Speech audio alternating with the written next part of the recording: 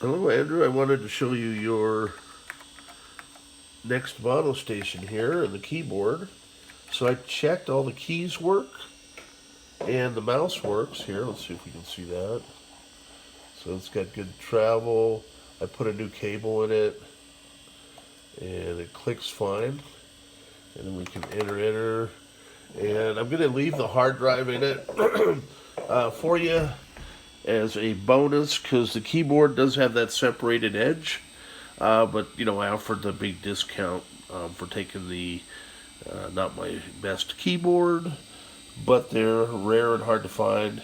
And then the cover also doesn't have a lock on it. So I pulled this nice one for you.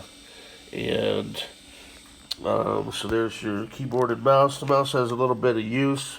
Someone really loved it. So the rubber edge is kind of worn.